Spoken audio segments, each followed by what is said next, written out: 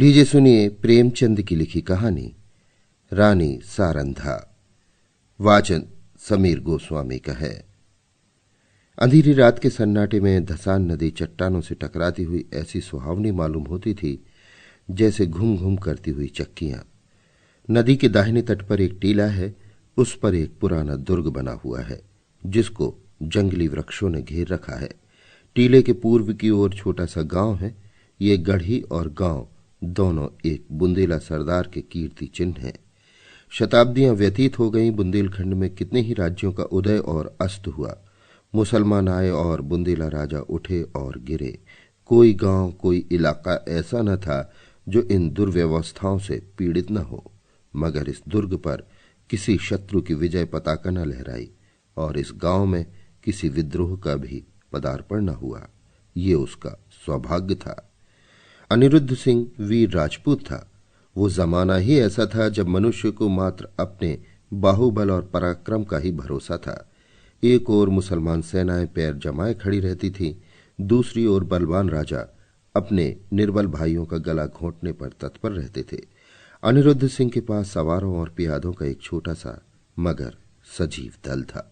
इससे वो अपने कुल और मर्यादा की रक्षा किया करता था। उसे कभी चैन से बैठना नसीब न होता था। 3 वर्ष पहले उसका विवाह शीतला देवी से हुआ था, मगर अनिरुद्ध विहार के दिन और विलास की रातें पहाड़ों में काटता था और शीतला उसकी जान की खैर मनाने में। वो कितनी बार पति से अनुरोध कर चुकी थी, कितनी बार उसके पैरों पर गिरकर रोई थी कि तुम मेरी आंखों से दूर न हो, मुझे हरिद्वार ले चलो, मुझे तुम्हारे साथ बनवास अच्छा है, ये वियोग अब नहीं सहा जाता। उसने प्यार से कहा, जिद से कहा, विनय की, मगर अनिरुद्ध बुंदेला था। शीतला अपने किसी हथियार से उसे परास्त न कर सकी। अंधेरी रात थी, सारी दुनिया सोती थी, तारे आकाश में जागते थे। शीतला देवी पलंग पर पड़ी करवटें बदल रही थी और उसकी ननद सारंधा फर्श पर बैठी हुई मधुर स्वर में गाती थी, बिना रघुवीर कटत नहीं रहन। शीतला ने कहा, जीना चलाओ, क्या तुम्हें भी नींद नहीं आती? सारंधा, तुम्हें लोरी सुना रही हूं। शीतला, मेरी आंखों से तो नींद लोप हो गई। सारंधा, किसी को ढूंढने गई होगी। इतने में द्वार खुला और एक गठे हुए बदन के रूपवान पुरुष ने भीतर प्रवेश किया। वो अनिरुद्ध था। उसके कपड़े भीगे हुए थे, बदन पर कोई हथियार न था। शीतला चारपाई से उतर जमीन पर बैठ गई। सारंधा ने पूछा, भैया ये कपड़े भीगे क्यों हैं? अनिरुद्ध, नदी तैर कर आया हूं। सारंधा, हथियार क्या हुए? अनिरुद्ध, छिन गए। सारंधा, और साथ के आदमी? अनिरुद्ध, सबने वीर गति पाई। शीतला ने दबी जबान से कहा, ईश्वर ने ही कुशल किया। मगर सारंधा के तेवरों पर बल पड़ गए और मुखमंडल गर्व से सतेज हो गया। बोली, भैया तुमने कुल की मर्यादा खो दी, ऐसा कभी ना हुआ था। सारंधा भाई पर जान देती थी। उसके मुख से ये धिक्कार सुनकर अनिरुद्ध लज्जा और खेद से विकल हो गया। वो वीराग्नि जिसे क्षण भर के लिए अनुराग ने दबा लिया था, फिर ज्वलंत हो गई। वो उल्टे पांव लौटा और ये कहकर बाहर चला गया कि सारंधा, तुमने मुझे सदैव के लिए सचेत कर दिया। ये बात मुझे कभी न भूलेगी। अंधेरी रात थी। आकाश मंडल में तारों का प्रकाश बहुत धुंधला था। अनिरुद्ध किले से बाहर निकला, पल भर में उस पार जा पहुंचा और फिर अंधकार में लुप्त हो गया। शीतला उसके पीछे पीछे किले की दीवारों तक आई, मगर जब अनिरुद्ध छलांग मारकर बाहर कूद पड़ा तो वो विरहिणी चट्टान पर बैठकर रोने लगी। इतने में सारंधा भी वहां पहुंची। शीतला ने नागिन की तरह बल खाकर कहा, मर्यादा इतनी प्यारी है? सारंधा, हां। शीतला, अपना पति होता तो हृदय में छिपा लेती। सारंधा, ना, छाती में छुरा छुपा देती। शीतला ने ऐठकर कहा, चोली में छिपाती फिरोगी? मेरी बात गिरह बांध लो। सारंधा, जिस दिन ऐसा होगा मैं भी अपना वचन पूरा कर दिखाऊंगी। इस घटना के 3 महीने पीछे अनिरुद्ध मेहरौनी को जीत करके लौटा और साल भर पीछे सारंधा का विवाह ओरछा के राजा चंपत राय से हो गया। मगर उस दिन की बातें दोनों महिलाओं के हृदय स्थल में कांटे की तरह खटकती रहीं। राजा चंपत राय बड़े प्रभावशाली पुरुष थे। सारी बुंदेला जाति उनके नाम पर जान देती थी और उनके प्रभुत्व को मानती थी। गद्दी पर बैठते ही उन्होंने मुगल बादशाहों को कर देना बंद कर दिया और वे अपने बाहुबल से राज्य विस्तार करने लगे। मुसलमानों की सेनाएं बार बार उन पर हमले करती थी, पर हार कर लौट जाती थी। यही समय था जब अनिरुद्ध ने सारंधा का चंपतराय से विवाह कर दिया। सारंधा ने मुंह मांगी मुराद पाई।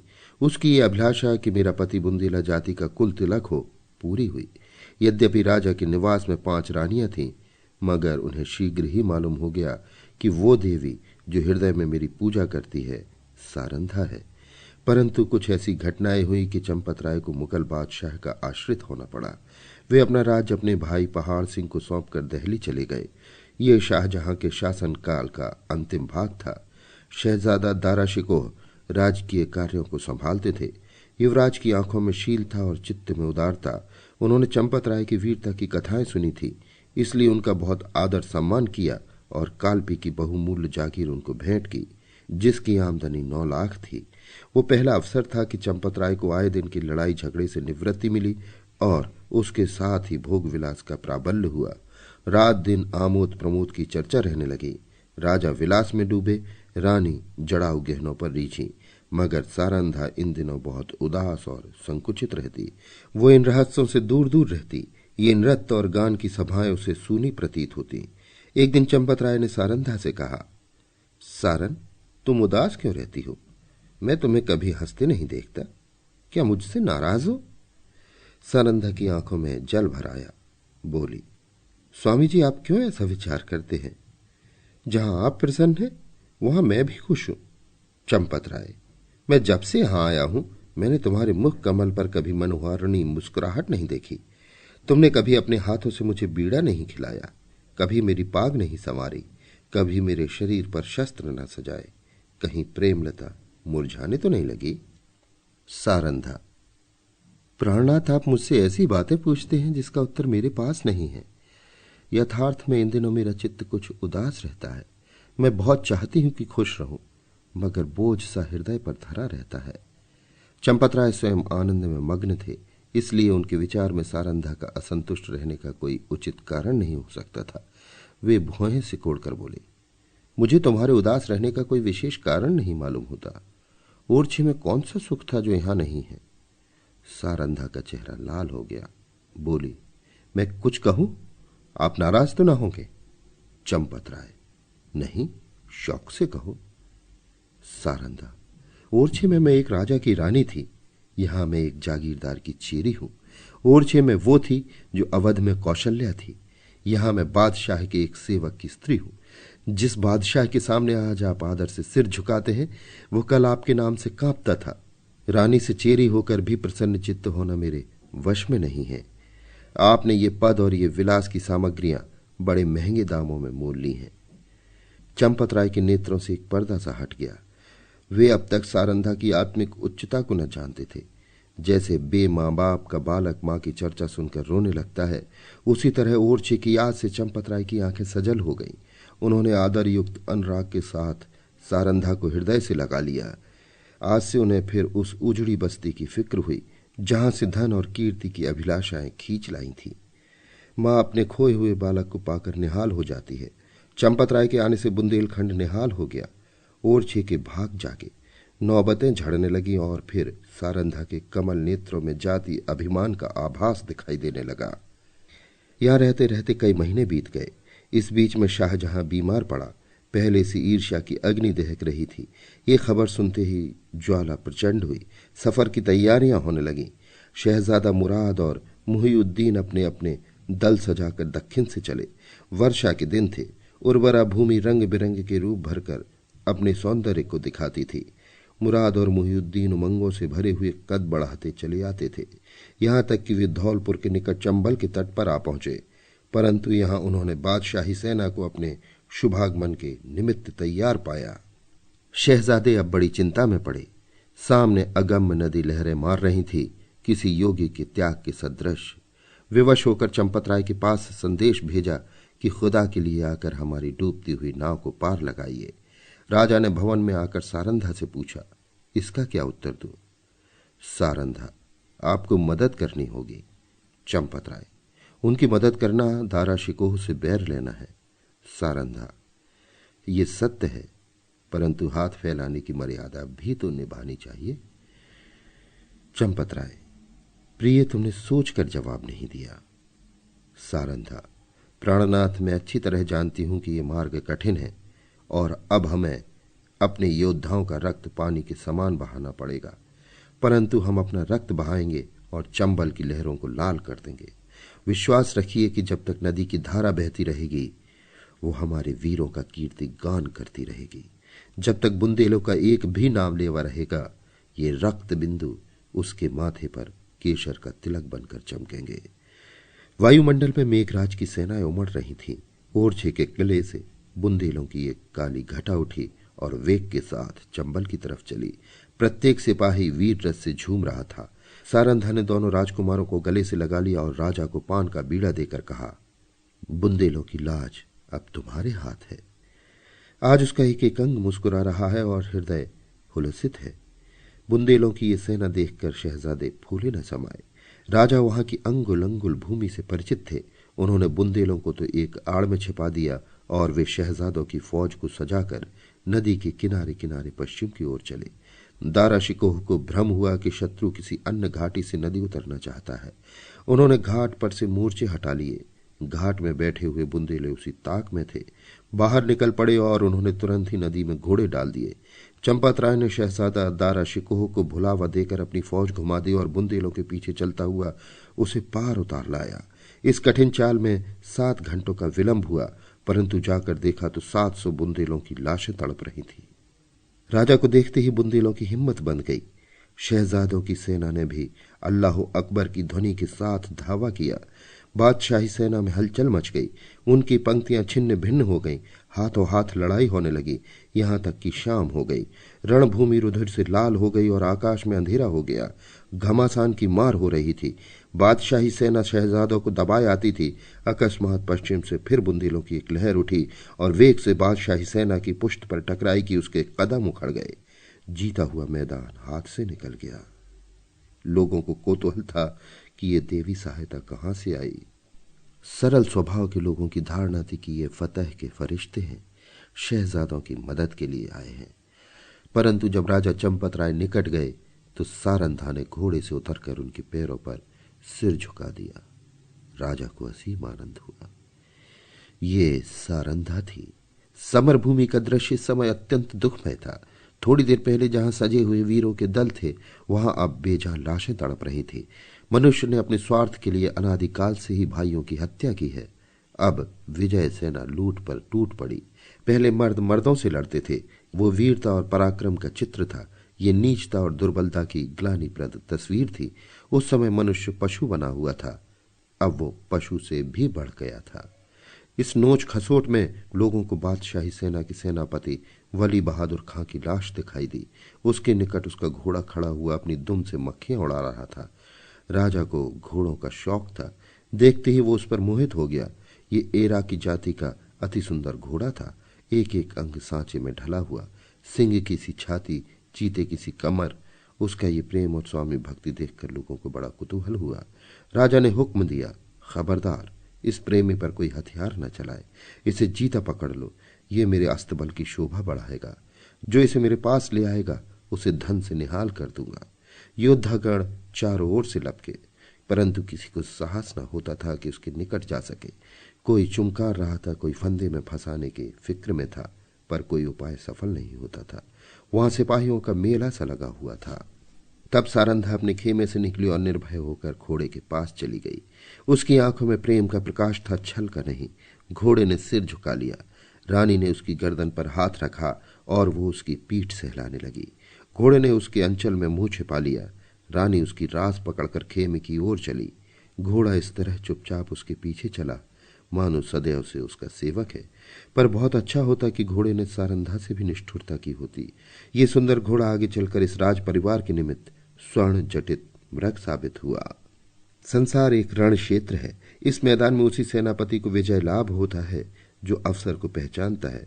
वो अवसर पर जितने उत्साह से आगे बढ़ता है, उतने ही उत्साह से आपत्ति के समय पीछे हट जाता है। वो वीर पुरुष राष्ट्र का निर्माता होता है और इतिहास उसके नाम पर यश के फूलों की वर्षा करता है। पर इस मैदान में कभी कभी ऐसे सिपाही भी आ जाते हैं जो अवसर पर कदम बढ़ाना जानते हैं, लेकिन संकट में पीछे हटना नहीं जानते। ये रणवीर पुरुष विजय को नीति की भेंट कर देते हैं। वे अपनी सेना का नाम मिटा देंगे, किंतु जहां एक बार पहुंच गए हैं वहां से कदम पीछे न हटाएंगे। उनमें कोई बिरला ही संसार क्षेत्र में विजय प्राप्त करता है, किंतु प्रायः उसकी हार विजय से भी अधिक गौरवात्मक होती है। अगर अनुभवशील सेनापति राष्ट्रों की नींव डालता है तो आन पर जान देने वाला, मुंह न मोड़ने वाला सिपाही राष्ट्र के भावों को उच्च करता है और उसके हृदय पर नैतिक गौरव को अंकित कर देता है। उसे इस कार्य क्षेत्र में चाहे सफलता न हो, किंतु जब किसी वाक्य या सभा में उसका नाम जबान पर आ जाता है तो श्रोतागण एक स्वर से उसकी कीर्ति गौरव को प्रतिनिधित्व कर देते हैं। सारंधा आन पर जान देने वालों में थी। शहजादा मुहिउद्दीन चंबल के किनारे से आगरा की ओर चला तो सौभाग्य उसके सिर पर मूर्छल हिलाता था। जब वो आगरे पहुंचा तो विजय देवी ने उसके लिए सिंहासन सजा दिया। औरंगजेब गुणज्ञ था। उसने बादशाही सरदारों के अपराध क्षमा कर दिए, उनके राज्य पद लौटा दिए और राजा चंपत राय को उसके बहुमूल्य कृत्यों के उपलक्ष्य में 12,000 मनसब प्रदान किया। ओरछा से बनारस और बनारस से जमुना तक उसकी जागीर नियत की गई। बुंदेला राजा फिर राज्य सेवक बना। वो फिर सुख विलास में डूबा और रानी सारंधा फिर पराधीनता के शोक में घुलने लगी। वली बहादुर खां बड़ा वाक चतुर मनुष्य था। उसकी मृदुता ने शीघ्र ही उसे बादशाह आलमगीर का विश्वास पात्र बना दिया। उस पर राज्यसभा में सम्मान की दृष्टि पड़ने लगी। खां साहब के मन में अपने घोड़े के हाथ से निकल जाने का बड़ा शोक था। एक दिन कुंवर छत्रसाल उसी घोड़े पर सवार होकर सैर को गया था। वो खां साहब के महल की तरफ जा निकला। वली बहादुर ऐसे ही अफसर की ताक में था। उसने तुरंत अपने सेवकों को इशारा किया। राजकुमार अकेला क्या करता? पांव पांव घर आया और उसने सारंधा से सब समाचार बयान किया। रानी का चेहरा तमतमा गया। बोली, मुझे इसका शोक नहीं कि घोड़ा हाथ से गया, शोक है कि तू उसे खोकर जीता क्यों लौटा। क्या तेरे शरीर में बुंदेलों का रक्त नहीं है? घोड़ा न मिलता ना सही, किंतु तुझे दिखा देना चाहिए था कि एक बुंदेला बालक से उसका घोड़ा छीन लेना हंसी नहीं है। ये कहकर उसने अपने 25 योद्धाओं को तैयार होने की आज्ञा दी। स्वयं अस्त्र धारण की और योद्धाओं के साथ वली बहादुर खां के निवास स्थान पर जा पहुंची। खां साहब उसी घोड़े पर सवार होकर दरबार चले गए थे। सारंधा दरबार के सामने जा पहुंची। वो कैफियत देखते ही दरबार में हलचल मच गई। अधिकारी वर्ग इधर उधर से आकर जमा हो गए। आलमगीर भी सहन से निकल आए। लोग अपनी अपनी तलवारें संभालने लगे और चारों तरफ शोर मच गया। कितने ही नेत्रों ने इसी दरबार में अमर सिंह की तलवार की चमक देखी थी। उन्हें वही घटना फिर याद आ गई।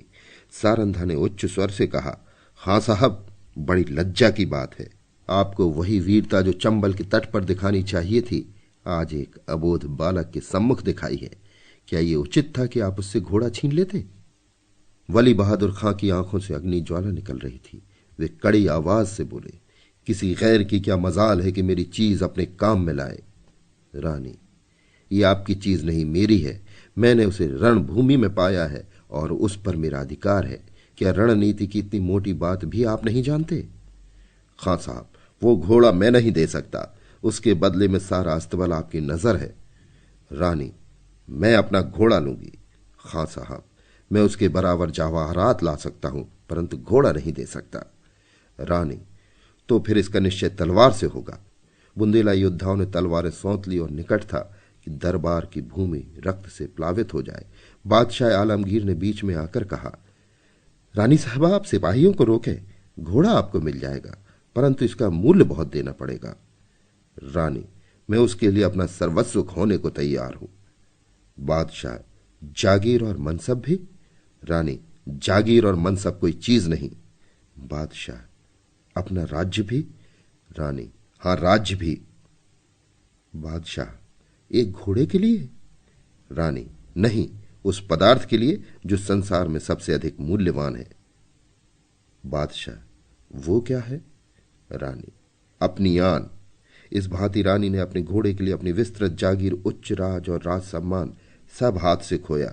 और केवल इतना ही नहीं, भविष्य के लिए कांटे बोए। इस घड़ी से अंत दशा तक चंपत राय को शांति न मिली। राजा चंपत राय ने फिर ओरछे के किले में पदार्पण किया। उन्हें मनसब और जागीर के हाथ से निकल जाने का अत्यंत शोक हुआ, किंतु उन्होंने अपने मुंह से शिकायत का एक शब्द भी नहीं निकाला। वे सारंधा के स्वभाव को भली भांति जानते थे। शिकायत इस समय उसके आत्मगौरव पर कुठार का काम करती। कुछ दिन यहां शांतिपूर्वक व्यतीत हुए, लेकिन बादशाह सारंधा की कठोर बात भुला न सका।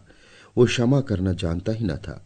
ज्यों ही भाइयों की ओर से निश्चिंत हुआ, उसने एक बड़ी सेना चंपतराय का गर्व चूर्ण करने के लिए भेजी और 22 अनुभवशील सरदार इस मुहिम पर नियुक्त किए। शुभकरण बुंदेला बादशाह का सूबेदार था। वो चंपतराय का मित्र और सहपाठी था। उसने चंपतराय को परास्त करने का बीड़ा उठाया। और भी कितने ही बुंदेला सरदार राजा से विमुख होकर बादशाही सूबेदार से आ मिले। एक घोर संग्राम हुआ। भाइयों की तलवारें रक्त से लाल हुई। यद्यपि इस समर में राजा को विजय प्राप्त हुई, लेकिन उसकी शक्ति सदा के लिए क्षीण हो गई। निकटवर्ती बुंदेला राजा, जो चंपतराय के बाहुबल थे, बादशाह की कृपाकांक्षी बन बैठे। साथियों में कुछ तो काम आए, कुछ दगा कर गए। यहां तक कि निज संबंधी ने भी आंखें चुरा ली। परंतु इन कठिनाइयों में भी चंपतराय ने हिम्मत नहीं हारी, धीरज को न छोड़ा। उन्होंने ओरछा छोड़ दिया और वे 3 वर्ष तक बुंदेलखंड के सघन पर्वतों में छिपे फिरते रहे। बादशाही सेनाएं शिकारी जानवरों की भांति सारे देश में मंडरा रही थी। आए दिन राजा का किसी न किसी से सामना हो जाता था। सारंधा सदैव उनके साथ रहती और उनका साहस बढ़ाया करती। बड़ी बड़ी आपत्तियों में जबकि धैर्य लुप्त हो जाता और आशा साथ छोड़ देती, आत्मरक्षा का धर्म उसे संभाले रहता था। 3 साल के बाद अंत में बादशाह के सूबेदार ने आलमगीर को सूचना दी कि शेर का शिकार आपके सिवा और किसी से न होगा। उत्तर आया कि सेना को हटा लो और घेरा उठा लो। राजा ने समझा संकट से निवृत्ति हुई, पर वो बात शीघ्र ही भ्रमात्मक सिद्ध हो गई। 3 सप्ताह से बादशाही सेना ने ओरछा घेर रखा है। जिस तरह कठोर वचन हृदय को छेद डालते हैं, उसी तरह तोपों के गोलों ने दीवार को छेद डाला है। किले में 20,000 आदमी घिरे हुए हैं, लेकिन उनमें आधे से अधिक स्त्रियां और उनसे कुछ ही कम बालक हैं। मर्दों की संख्या दिनों दिन न्यून होती जाती है। आने जाने के मार्ग चारों तरफ से बंद हैं। हवा का भी गुजर नहीं। रसद का सामान बहुत कम रह गया है। स्त्रियां पुरुषों और बालकों को जीवित रखने के लिए आप उपवास करती हैं। लोग बहुत हताश हो रहे हैं। औरतें सूर्य नारायण की ओर हाथ उठा उठाकर शत्रु को कोसती हैं। बालक वृंद मारे क्रोध के दीवार की आड़ से उन पर पत्थर फेंकते हैं, जो मुश्किल से दीवार के उस पार जा पाते हैं। राजा चंपतराय स्वयं ज्वर से पीड़ित हैं। उन्होंने कई दिन से चारपाई नहीं छोड़ी। उन्हें देखकर लोगों को कुछ ढांढस होता था, लेकिन उनकी बीमारी से सारे किले में नैराश्य छाया हुआ है। राजा ने सारंधा से कहा, आज शत्रु जरूर किले में घुस आएंगे। सारंधा, ईश्वर न करे कि इन आंखों से वो दिन देखना पड़े। राजा, मुझे बड़ी चिंता इन अनाथ स्त्रियों और बालकों की है। गेहूं के साथ ये घुन भी पिस जाएंगे। सारंधा, हम लोग यहां से निकल जाएं तो कैसा? राजा, इन अनाथों को छोड़कर? सारंधा, इस समय इन्हें छोड़ देने में ही कुशल है। हम ना होंगे तो शत्रु इन पर कुछ दया ही करेंगे। राजा, नहीं, ये लोग मुझसे न छोड़े जाएंगे। जिन मर्दों ने अपनी जान हमारी सेवा में अर्पण कर दी है, उनकी स्त्रियां और बच्चों को मैं कदापि नहीं छोड़ सकता। सारंधा, लेकिन यहां रहकर हम उनकी मदद भी तो नहीं कर सकते। राजा, उनके साथ प्राण तो दे सकते हैं। मैं उनकी रक्षा में अपनी जान लड़ा दूंगा। उनके लिए बादशाही सेना की खुशामद करूंगा। कारावास की कठिनाइयां सहूंगा, किंतु इस संकट में उन्हें छोड़ नहीं सकता। सारंधा ने लज्जित होकर सिर झुका लिया और सोचने लगी। निस्संदेह प्रिय साथियों को आग की आंच में छोड़कर अपनी जान बचाना घोर नीचता है। मैं ऐसी स्वार्थंध क्यों हो गई हूं? लेकिन एकाएक विचार उत्पन्न हुआ। बोली, यदि आपको विश्वास हो जाए कि इन आदमियों के साथ कोई अन्याय न किया जाएगा, तब तो आपको चलने में कोई बाधा न होगी। राजा सोचकर, कौन विश्वास दिलाएगा? सारंधा, बादशाह के सेनापति का प्रतिज्ञा पत्र। राजा, हां, तब मैं सानंद चलूंगा। सारंधा विचार सागर में डूबी। बादशाह के सेनापति से क्यों कर ये प्रतिज्ञा कराऊं? कौन ये प्रस्ताव लेकर वहां जाएगा और निर्दय ऐसी प्रतिज्ञा करने ही क्यों लगे? उन्हें तो अपनी विजय की पूरी आशा है। मेरे यहां ऐसा नीति कुशल वाकपटु चतुर कौन है जो इस दुस्तर कार्य को सिद्ध करे? छत्रसाल चाहे तो कर सकता है, उसमें ये सब गुण मौजूद हैं। इस तरह मन में निश्चय करके रानी ने छत्रसाल को बुलाया।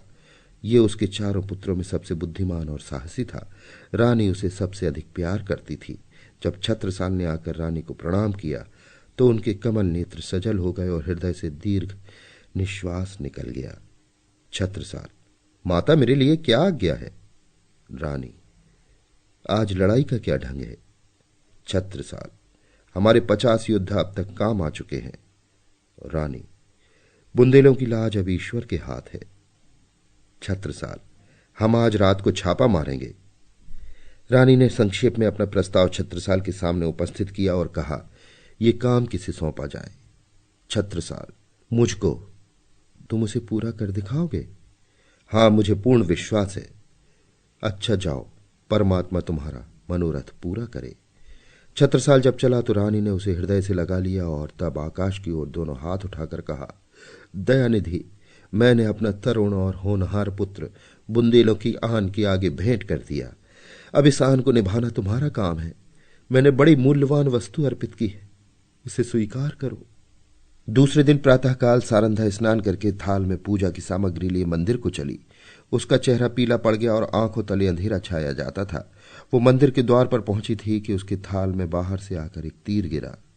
तीर की नोक पर एक कागज का पुर्जा लिपटा हुआ था। सारंधा ने थाल मंदिर के चबूतरे पर रख दिया और पुर्जे को खोलकर देखा तो आनंद से चेहरा खिल गया। लेकिन यह आनंद क्षण भर का था। हाय, इस पुर्जे के लिए मैंने अपना प्रिय पुत्र अपने हाथ से खो दिया है। कागज के टुकड़े को इतने महंगे दामों में किसने लिया होगा? मंदिर से लौटकर सारंधा राजा चंपत राय के पास गई और बोली, प्राणनाथ, आपने जो वचन दिया था उसे पूरा कीजिए। राजा ने चौंक कर पूछा, तुमने अपना वादा पूरा कर दिया?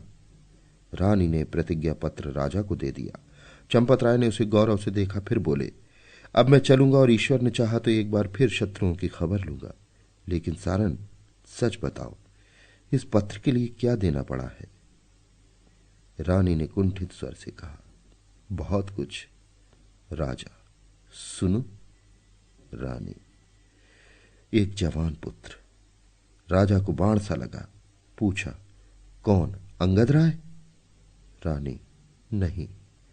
राजा, रत्न सिंह? रानी, नहीं। राजा, छत्रसाल? रानी, हां, जैसे कोई पक्षी गोली खाकर परों को फड़फड़ाता है और तब बेदम होकर गिर पड़ता है, उसी भांति चंपत राय पलंग से उछले और फिर अचेत होकर गिर पड़े। छत्रसाल उनका परम प्रिय पुत्र था। उनके भविष्य की सारी कामनाएं उसी पर अवलंबित थी। जब चेत हुआ तब बोले, सारन, तुमने बुरा किया। अंधेरी रात थी। रानी सारंधा घोड़े पर सवार चंपत राय को पालकी में बिठाए किले के गुप्त मार्ग से निकली जाती थी। आज से बहुत काल पहले एक दिन ऐसी ही अंधेरी दुखमयी रात्रि थी। तब सारंधा ने शीतला देवी को कुछ कठोर वचन कहे थे। शीतला देवी ने उस समय जो भविष्यवाणी की थी वो आज पूरी हुई। क्या सारंधा ने उसका जो उत्तर दिया था वो भी पूरा होकर रहेगा? मध्याह्न था। सूर्य नारायण सिर पर आकर अग्नि की वर्षा कर रहे थे। शरीर को झुलसाने वाली प्रचंड प्रखर वायु वन और पर्वत में आग लगाती फिरती थी। ऐसा विदित होता था मानो अग्निदेव की समस्त सेना गरजती हुई चली आ रही है। गगन मंडल इस भय से कांप रहा था। रानी सारंधा घोड़े पर सवार चंपत राय के लिए पश्चिम की तरफ चली जाती थी। ओरछा 10 कोस पीछे छूट चुका था और प्रतिक्षण ये अनुमान स्थिर होता जाता था कि अब हम भय के क्षेत्र से बाहर निकल आए। राजा पालकी में अचेत पड़े हुए थे और कहार पसीने में सराबोर थे। पालकी के पीछे 5 सवार घोड़े बढ़ाए चले आते थे। प्यास के मारे सबका बुरा हाल था। तालू सूखा जाता था। किसी वृक्ष की छांव और कुएं की तलाश में आंखें चारों ओर दौड़ रही थी। अचानक सारंधा ने पीछे की तरफ फिर कर देखा तो उसे सवारों का एक दल आता हुआ दिखाई दिया। उसका माथा ठनका कि अब कुशल नहीं है, ये लोग अवश्य हमारे शत्रु हैं। फिर विचार हुआ कि शायद मेरे राजकुमार अपने आदमियों के लिए हमारी सहायता को आ रहे हैं। नैराश्य में भी आशा साथ नहीं छोड़ती।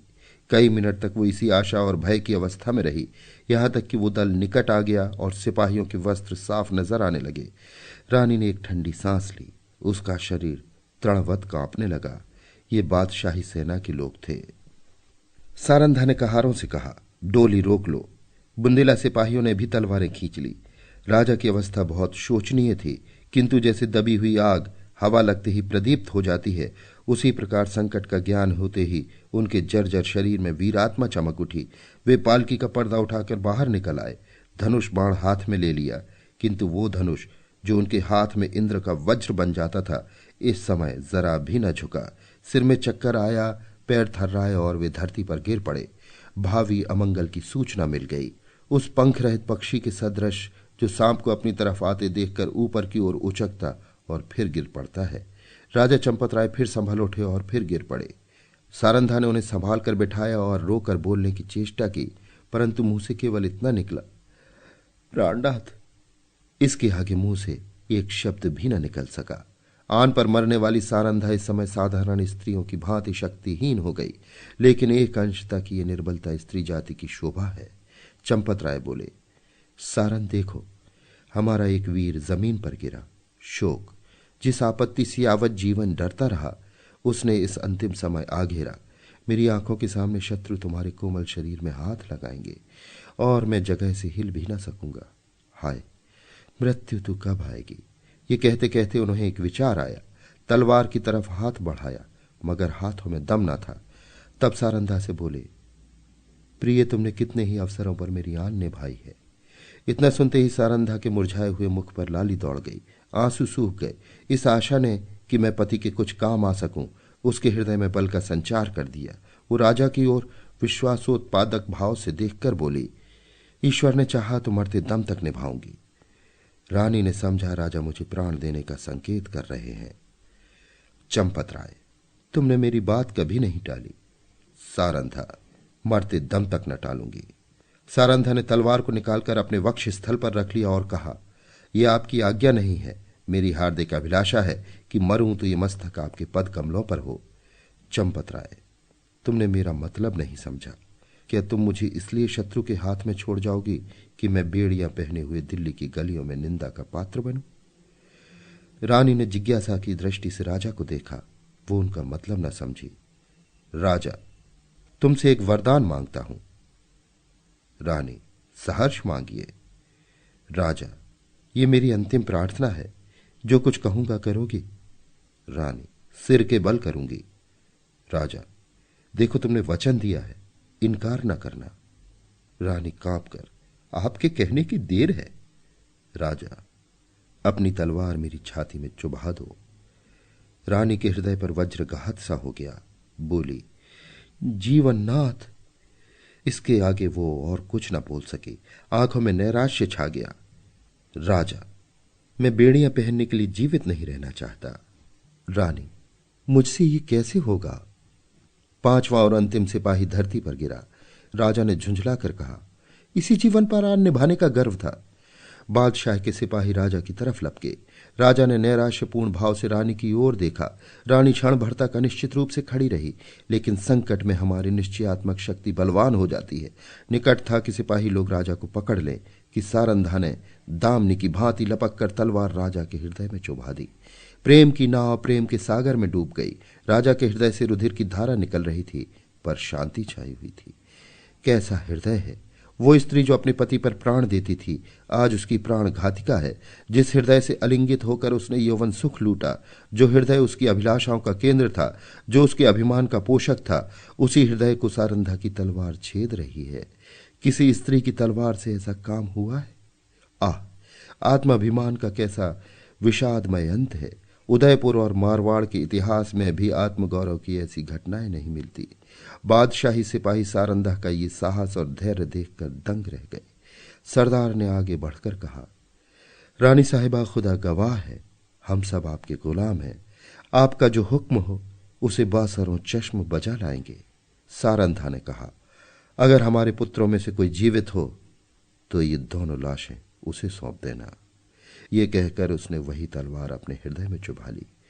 जब वो अचेत होकर धरती पर गिरी तो उसका सिर राजा चंपतराय की छाती पर था।